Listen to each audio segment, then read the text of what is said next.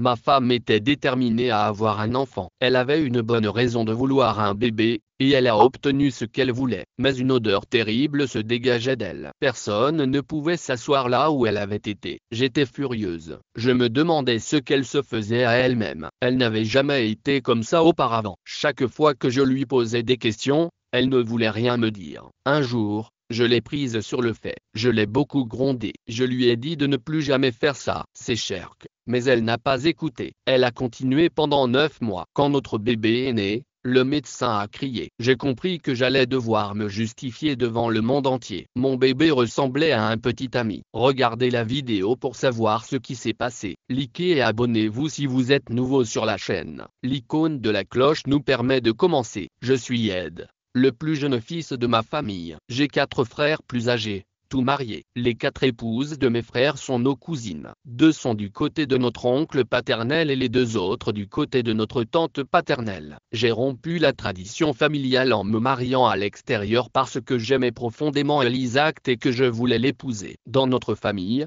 tout le monde aime manger et nous possédons beaucoup de biens. Nous n'avons jamais manqué de rien. Nous n'avons jamais accepté de dot de la part des familles des femmes qui se sont mariées dans notre famille parce que nous n'avions même pas la place de garder plus de biens. J'aimais profondément Elisa quand j'ai dit à ma famille que je voulais l'épouser. Ma mère m'a dit que nous avions arrangé les mariages de tous les garçons de la famille et que tu voulais rompre notre tradition. J'ai répondu que vous aviez arrangé les mariages de tous les garçons selon vos souhaits, qu'au moins l'un d'entre eux se marie selon son propre cœur. Un autre fait est qu'aucun de mes frères n'était heureux dans sa vie de couple. Il y avait toujours des disputes à la maison parce qu'aucune de mes 4 sœurs n'avait d'enfants, même la dernière belle-sœur. Mes parents attendaient depuis 8 ans que mon frère aîné se marie et ait des enfants. Ils avaient de la richesse, mais pas d'héritier. J'avais aussi de la richesse, mais pas d'enfants. Mes parents étaient désespérés à l'idée d'avoir des petits-enfants. Lorsqu'ils ont compris que je ne changerais pas de décision, ils sont allés de l'avant et ont arrangé des mariages pour mes sœurs. Mon mariage avec Elisa était très belle, mais un peu moins éduquée. Cependant,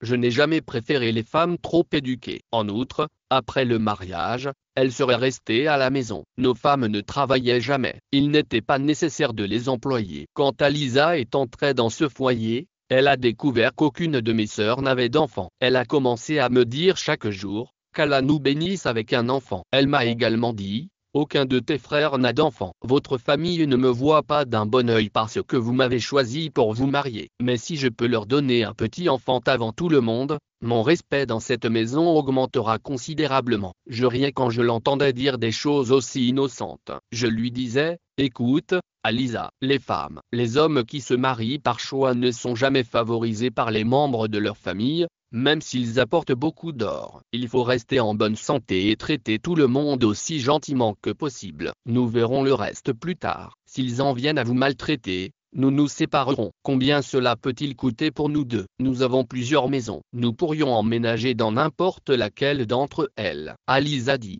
non, j'aime vivre dans une famille nombreuse et je ne veux pas me séparer. Je lui ai répondu: dans ce cas, je ne pourrai compter que sur ton salaire. Ici, toute la famille contribue à la gestion du foyer. On achète le nécessaire. C'est ainsi que l'on gère les dépenses. Si nous nous séparons, toute la pression retombera sur toi. Tu es différente des autres femmes, dit-elle. Vous devriez en être heureuse. Les femmes veulent se séparer de la famille juste après le mariage. Cette conversation s'est terminée à ce moment-là, alors que notre mariage durait depuis 7 ou 8 mois et qu'Elisa n'avait toujours pas conçu d'enfant. Ma mère n'attendait rien d'elle, ayant été déçue par les femmes de ses 4 autres fils. Ma mère pensait que quelqu'un avait jeté un sort à ses fils, ce qui expliquait pourquoi ils n'avaient pas d'enfants. Même ma sœur aînée, la belle famille, ma belle-mère, mariée depuis 8 ans, n'était pas aussi perturbée qu'Elisa en 8 mois. Elle a consulté plusieurs fois des médecins et en a changé l'un après l'autre, puis elle a commencé à consulter des guérisseurs spirituels au lieu de médecins. Je lui ai dit: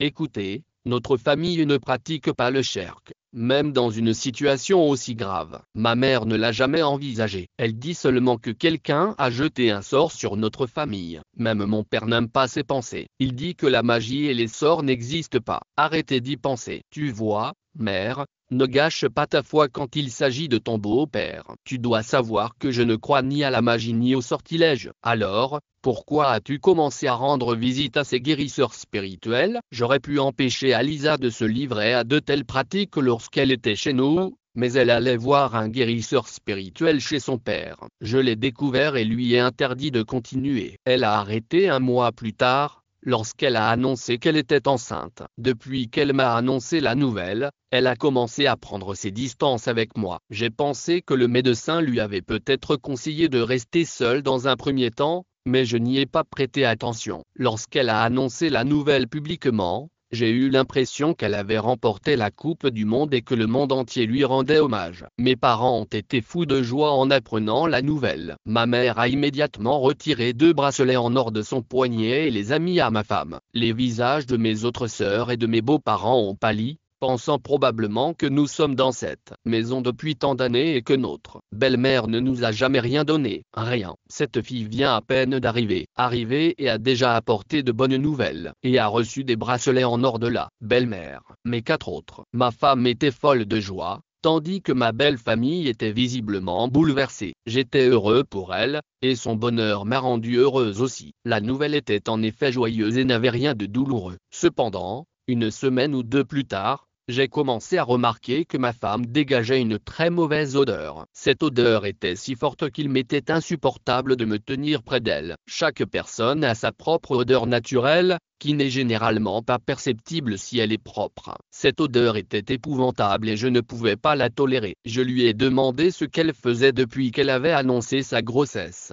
Avait-elle cessé de se laver ou suivait-elle les conseils d'un guérisseur spirituel? Son guérisseur spirituel lui avait-il interdit de se baigner? Elle a répondu: quel chef spirituel au monde dirait de ne pas se baigner? J'ai dit qu'il y a beaucoup de guérisseurs spirituels étranges qui disent des choses bizarres. Parfois, ils disent même que rester sale permet d'exaucer des souhaits. Elle a répondu: pensez-vous vraiment à moi de cette façon? Je ne commets pas de shirk. Je vais être une mère. Ce que je fais maintenant, mon enfant le fera aussi. Je n'ai plus rien dit à Alisa dans notre maison. Personne n'a jamais insisté pour que ce soit un garçon. Tout le monde souhaitait simplement que l'enfant soit en bonne santé, car il n'y avait pas d'enfant chez nous. Même si cela avait été une fille, elle aurait été la prunelle des yeux de tout le monde. Que ce soit un garçon ou une fille ne me posait aucun problème. Mais ma femme insistait toujours pour que ce soit un garçon. La mauvaise odeur dégagée par ma femme a commencé à devenir constante. D'autres membres de la famille l'ont également remarqué. Alisa ne passait pas beaucoup de temps avec eux et ils préféraient rester loin d'elle. Comme je devais partager une chambre avec elle,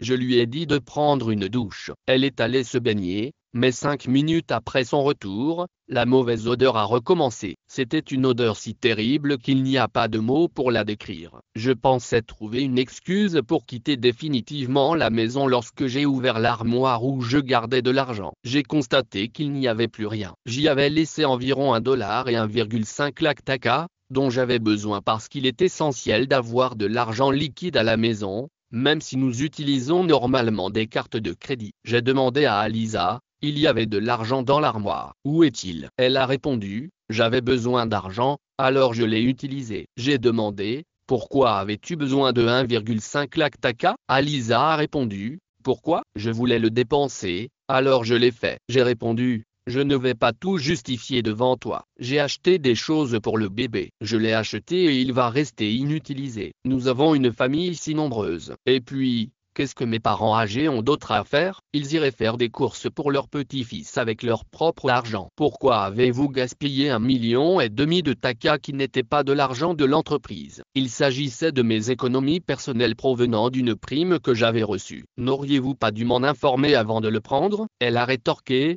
c'est étrange, n'est-ce pas? Je suis l'épouse d'une famille millionnaire et j'ai dépensé à peine 1,5 lakh tukir, et je dois t'en informer. Elle s'est mise à pleurer. Je lui ai dit: ne pleure pas. Prévenez-moi la prochaine fois si vous avez l'intention de faire quelque chose comme ça. Si tu avais vraiment besoin d'argent, pourquoi n'as-tu pas demandé à ma mère? Elle t'aurait donné l'argent. C'était mes économies personnelles. J'ai essayé de me réconcilier, mais il était trop tard. Tu es toujours ma femme et j'ai quitté la maison. Je ne lui ai plus rien dit. J'ai continué à dire à Alisa de se laver, et elle l'a fait. Peu importe le nombre de fois qu'elle s'est lavée, la mauvaise odeur n'a jamais disparu. C'est alors que j'ai compris qu'il y avait autre chose. Premièrement, elle avait dépensé beaucoup d'argent. Deuxièmement, elle s'éloignait toujours de moi. Mais pourquoi s'engager dans des activités aussi bizarres? Chaque fois que je lui posais la question, elle répondait que le médecin lui avait dit de faire ces choses, et qu'elle les suivait donc, mais j'en doutais. Je savais que le médecin ne conseillerait jamais de telles choses. D'ailleurs, elle n'allait pas régulièrement chez le médecin. Un jour, je lui ai demandé, « Alisa, tu ne sens pas ton odeur ?»